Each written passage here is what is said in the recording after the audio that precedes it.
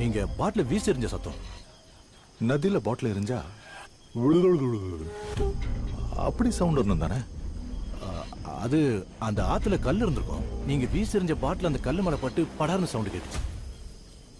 நதியில கல் எதுக்கு இருக்கு? சம்மர்ல தண்ணி வத்தி இருக்கும்.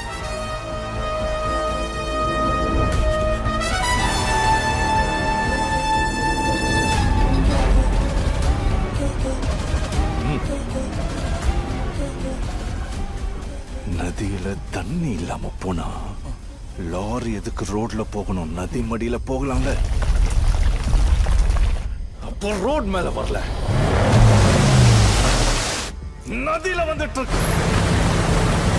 நதியில வந்துட்டு இருக்கு.